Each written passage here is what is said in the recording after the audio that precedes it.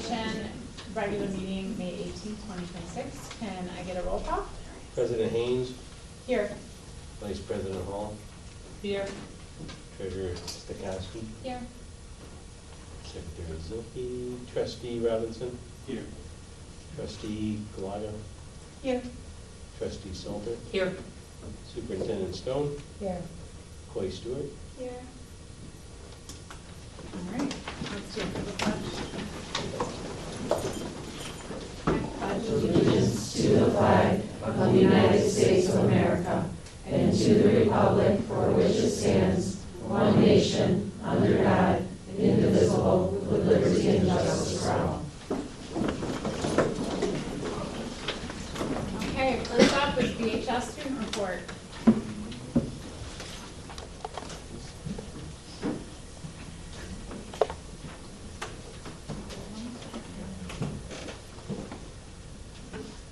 Hello everyone, my name is Cooper Aquilina, and we're going to be doing this month's board meeting slides. So it's that time of the year to introduce our new officers for next school year. Madison Schuett, who is not in attendance today, is our president, and she's going to be a senior next year. Brooke Martin, who is also not in attendance, is going to be our secretary, and she'll be a senior next year as well. Sam Shell, he's a familiar face. He'll be our vice president for next year. And this is Bryce Martin, and he will be our treasurer, and he will be a junior. And I'm going to let these guys take it away. All right, right now what's going on in Brandon High School, at the end of this week, we're doing the Spirit Trip. This year the seniors won, so they'll be going to Cedar Point. The seniors are leaving this week.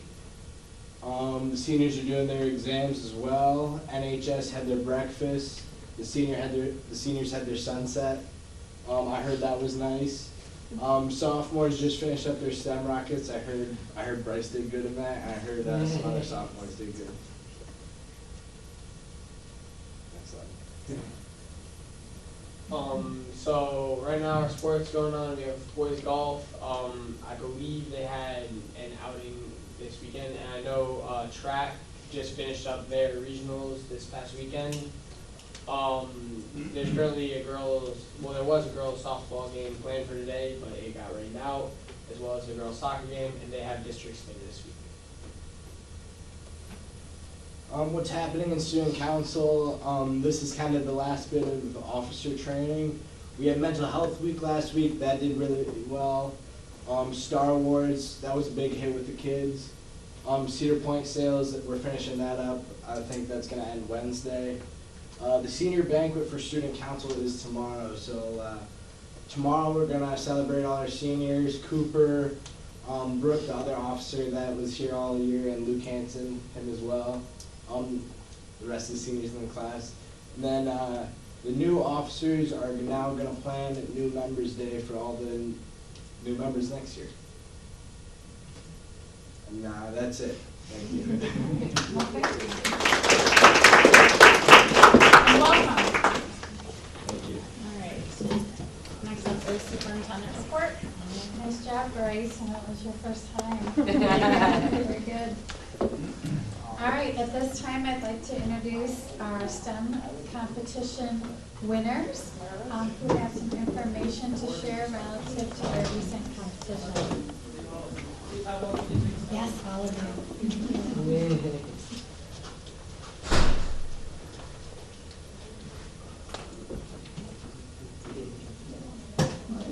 So good evening, everybody. My name is Keegan Johnson. I'm a freshman we're all freshmen in the BHS STEM pathway. I'm here with Duncan, Camden, Owen, and we're going to talk about our experiences with the Michigan Department of Transportation track program and the bridge competition. This competition is held every year.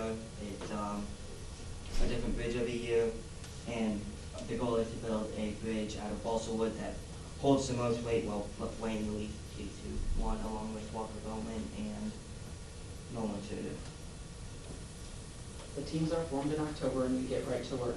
We have to research principles of bridge design, learn how to use tools and equipment, and computer-aided drafting software. Teams also learn a great deal about sharing ideas, working as a team, and time management.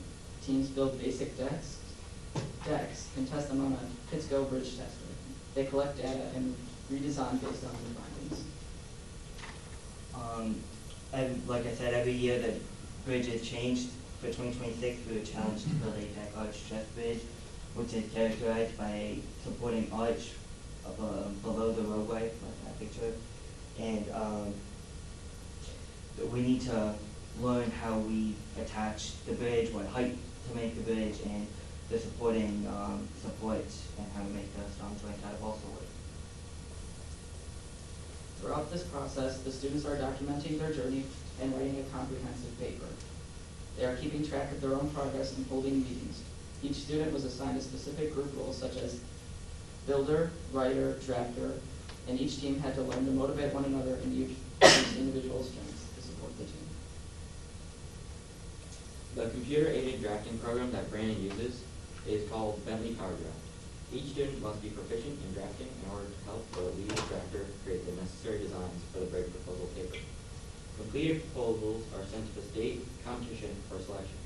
This year, all the DHS STEM 9 teams made it through the first round and of elimination are proceeded to the presentation interview round that makes them eligible to test their bridge in Grand Rapids. Each team gives a 10-minute sales pitch about their project and designs a month before the official bridge testing. These presentations are scored and go along with the paper towards a total competition score. The students traveled to Grand Rapids, Michigan with their final bridge designs. Each team spent the day in learning from professionals in the field related to engineering and transportation. Teams tested their bridges and received scores and feedback from professionals. When combined scores were tallied, Brandon had won first and second place in this year's competition. The first place team of Owen Woodruff, Walker Bowman, Cam Tchaikovsky, and Nolan Suter received $1,200 to split between them and a full ride scholarship to attend the prestigious Michigan Tech Civil Engineering Summer Camp. Second place winners Liam Everson, Natalie Millar, and Ryan Zock received $900 to share. All teams gained knowledge of the real-world career paths associated with bridges in the state of Michigan. The VHS STEM Path is a unique program that focuses on students' desire to learn and work. They foster essential transferable skills to any career such as critical thinking, creative problem solving, and collaboration. The Bridge Project is a representative of how these types of opportunities can be shaped as a future goal of students. Without the support of the school district, the community, and the MDOT program, we would not be able to participate. Thank you everyone who has supported us, including our teachers and families, and thank you for giving us your time to share our experiences.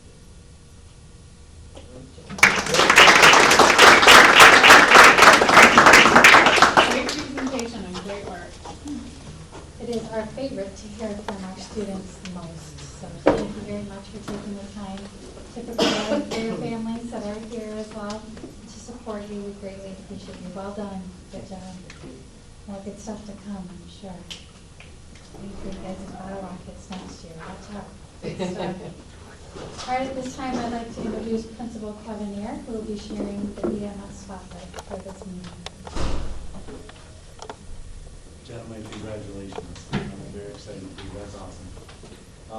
It is my pleasure to share a spotlight or two about Brandon Middle School. I was on my way here and I was thinking about all of the things that I would talk about, and I'll be remiss because I'll forget some things, but if you haven't seen the art show at the library, it's amazing in both the way that it's laid out and just the quality of the work. I was thinking about how our band and choir numbers are all increasing, and they're still recruiting kids to try to get more into the program. If you haven't heard the success and the participation in POMS and in cheer, all on the rise as well. And I was happy in our meeting today, Superintendent Stone mentioned our NWEA scores and how we graphed that, and it's looking good. All of these things are spotlights. I've selected one particular area, a couple areas. So if we would just can I click? Yes, you can. There I go. So we still have the mantra: we do what is best for all students. That's kind of the filter that we run our decisions through. as we're deciding about classes or about things that might be difficult to decide. Seeing the light here, speaking of spotlight, I guess I'll just share with you, this is chronic absenteeism. And Mrs. Gieselman pulls all the data for this, and she works with truancy. The thing you'll notice is the light blue bar is this year, and the taller, which is worse, bar is from last year. And so the spotlight is we're seeing less chronic absenteeism, which that is, if you don't know, 10%, missing 10% of days of the allotted school year is what chronic means.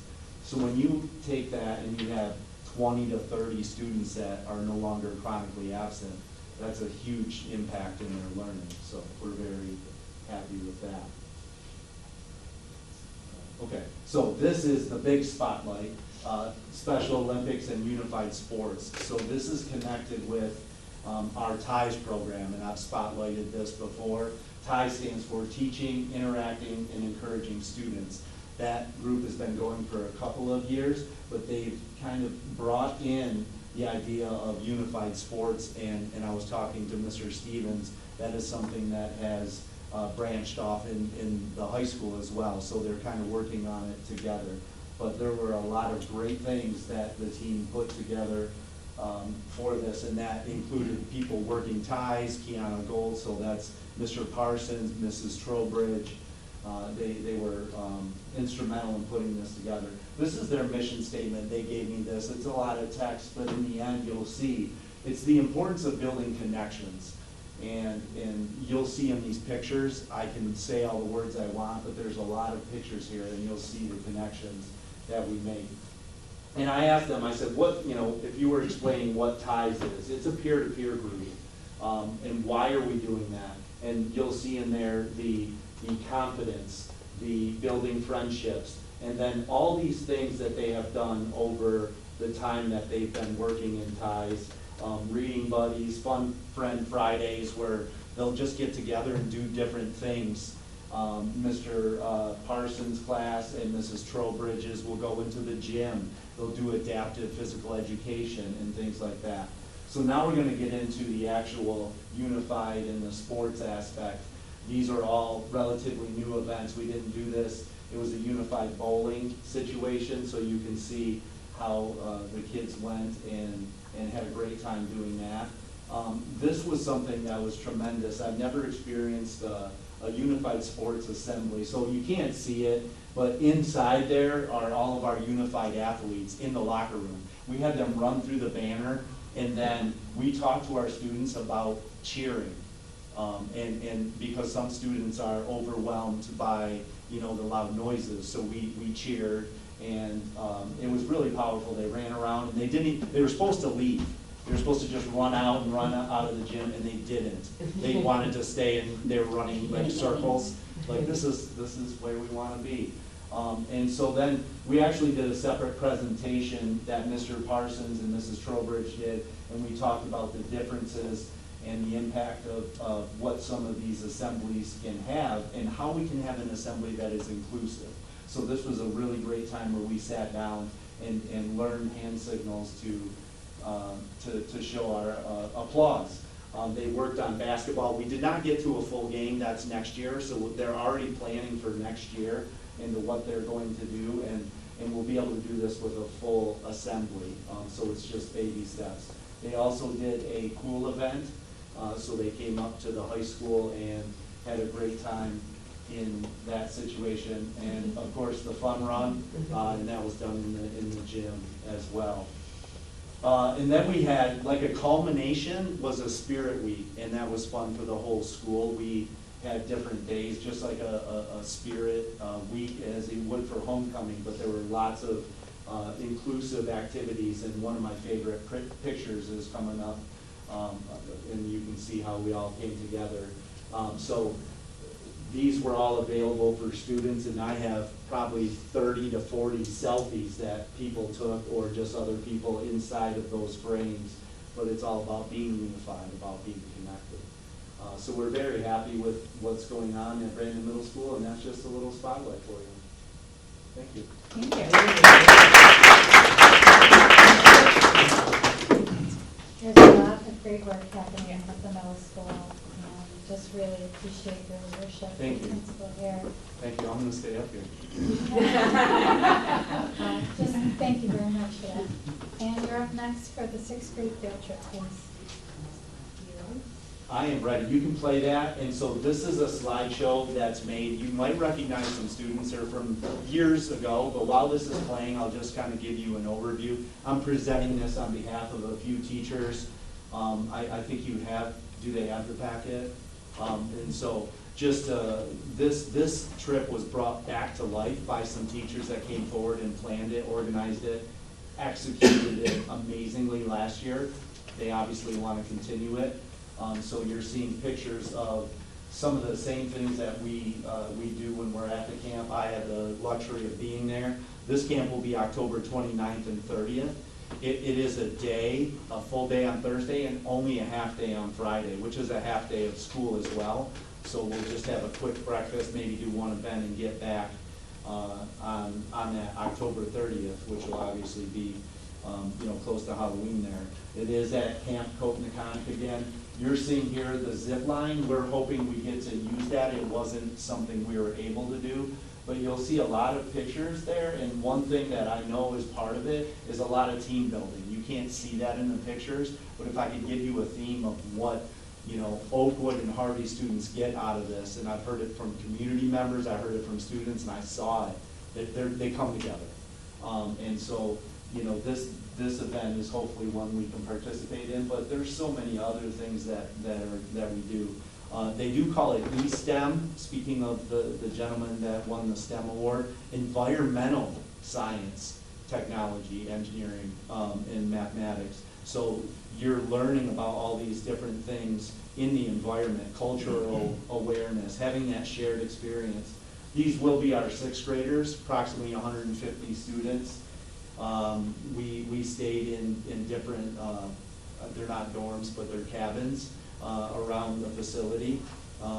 The food, as you see, this is the cafeteria. It's way better than you think it is, or maybe we were just really hungry and thirsty. But it was a great experience. There's so much laughter and fun and events that go on. They feed all these kids so quickly, and because they're very hungry, because we get a lot of steps in. And so there's just a whole lot of connections that take place. It's a 10-to-1 chaperone per student, so we have a lot of oversight, and their leaders there are very well trained in safety, and they're knowledgeable about their topics, which includes fishing. You don't see kayaking here, but that was a popular one, to see the students that had never been in a canoe or kayak and then get out of it and feel like they could actually do it. You'll see some archery here as well. And so there's just so many different great things that they do while they're at this event. The cost is $140 per student. It is student funded. We do have a provision that has been both through BGYA and our parent helper group that helps students that aren't able, or families that aren't able to pay the full amount. We will push out information in August at our registration to get us ready and signed up to go. And that's Mrs. Spencer, very excited about a bullseye. That's the end. Thank you. Oh, of course.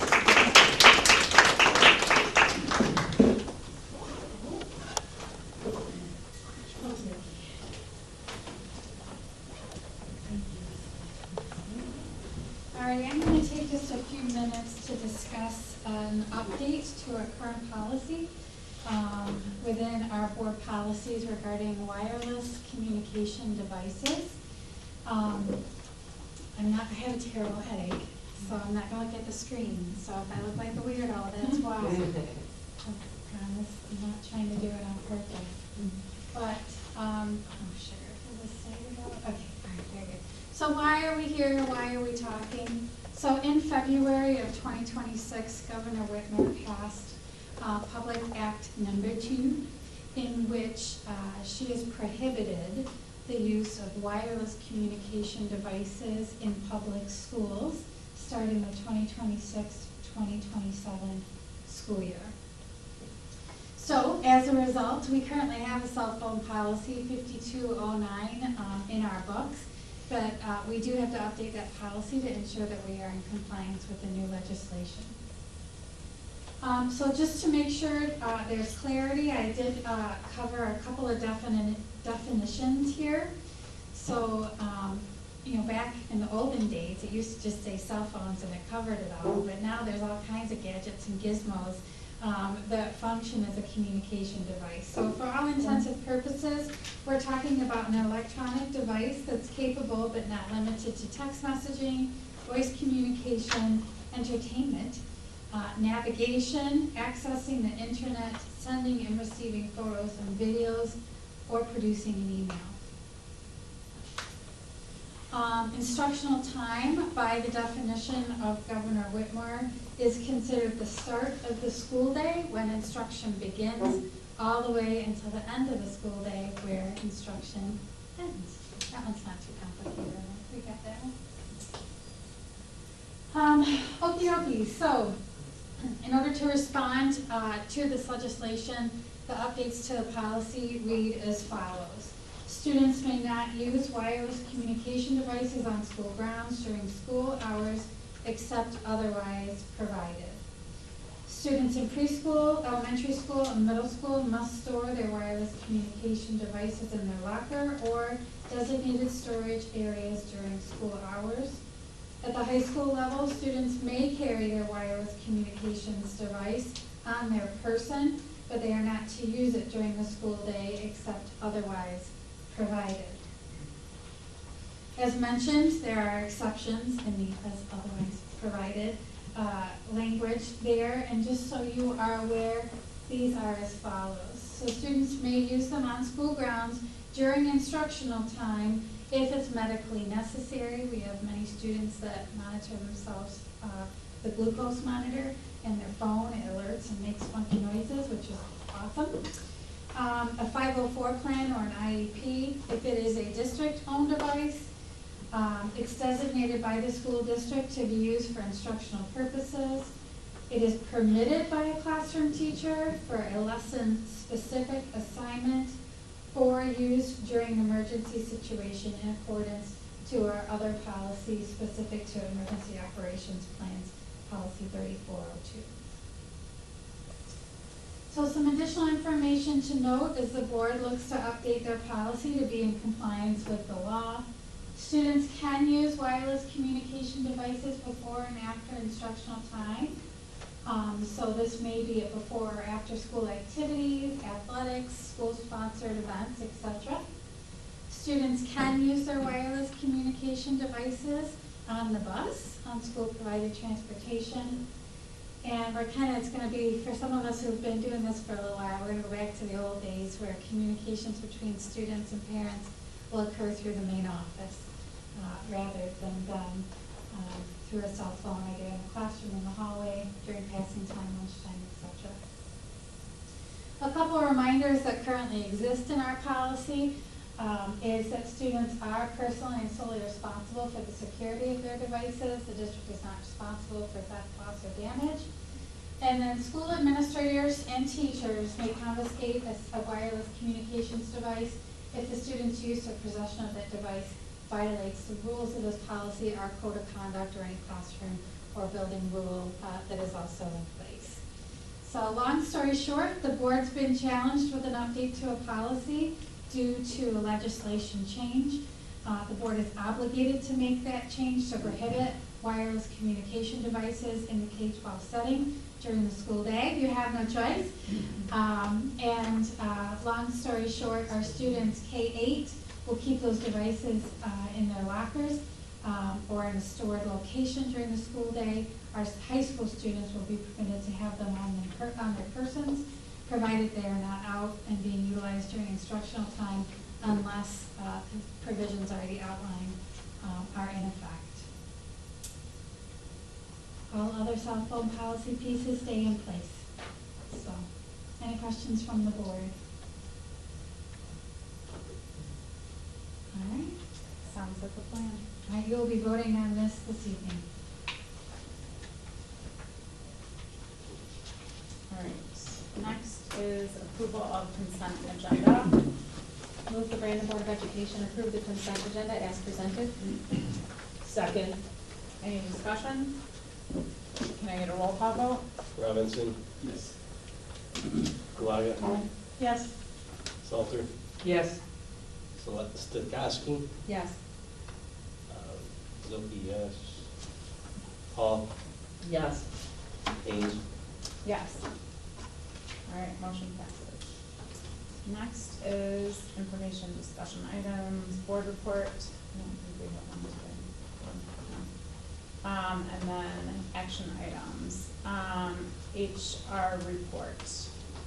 Move the Brandon Board of Education approve the Human Resources Report as presented. Second. Hillary second. Any discussion? Can I get a roll call vote? Robinson, Yes. Caloga, Yes. Salter, Yes. Stokowski, Yes. Zilke, yes. Hall, Yes. Haynes, Yes. Motion passes. BAA contract approval 2026 through 2029. Move the Brandon Board of Education approve the BAA contract for years 2026 to 2029 as presented. Second. Any discussion? Can I get a roll call vote? Robinson, Yes. Caloga, Yes. Salter, Yes. Stokowski, Yes. Zilke, yes. Hall, Yes. Haynes, Yes. Motion passes. BMS sixth grade field trip approval. Move the Brandon Board of Education approve the BMS sixth grade field trip as presented. Second. Any discussion? Can I get a roll call vote? Robinson, Yes. Caloga, Yes. Salter, Yes. Stokowski, Yes. Zilke, yes. Hall, Yes. Haynes, Yes. Motion passes. OCSBA proposed new resolutions. Move the Brandon Board of Education approve the OCSBA proposed new resolution singular as presented. Second. Any discussion? Can I get a roll call vote? Robinson, Yes. Caloga, Yes. Salter, Yes. Stokowski, Yes. Zilke, yes. Hall, Yes. Haynes, Yes. Motion passes. OCSBA proposal 1 and 2 proposed bylaws amendments. Move the Brandon Board of Education approve the OCSBA proposal 1 and 2 proposed bylaws and amendments as presented. Second. Any discussion? Can I get a roll call vote? Robinson, Yes. Caloga, Yes. Salter, Yes. Stokowski, Yes. Zilke, yes. Hall, Yes. Haynes, Yes. Motion passes. Policy update 5209, student use of wireless communication devices. Move that the Brandon Board of Education approve the 5209 student use of wireless communication devices policy update as presented. Second. Any discussion? Can I get a roll call vote? Robinson, Yes. Caloga, Yes. Salter, Yes. Stokowski, Yes. Zilke, yes. Hall, Yes. Haynes, Yes. Motion passes. Resolution designating representatives and supporting candidates for the Oakland Schools Intermediate School District Board of Education election. Move that the Brandon Board of Education adopt the resolution designating representatives and supporting candidates for the Oakland Schools Intermediate School District Board of Education election, supporting Gary Hoff for the 6-year term ending in June 30th, 2032 as presented. Second. Any discussion? Can I get a roll call vote? Robinson, Yes. Caloga, Yes. Salter, Yes. Stokowski, Yes. Zilke, yes. Hall, Yes. Haynes, Yes. Motion passes. Next up is citizens input. We just have one. I'm gonna read this really quick. Well, okay, I'm gonna read this. Sorry. Okay, you must sign in with your name, email address, or phone number, home address.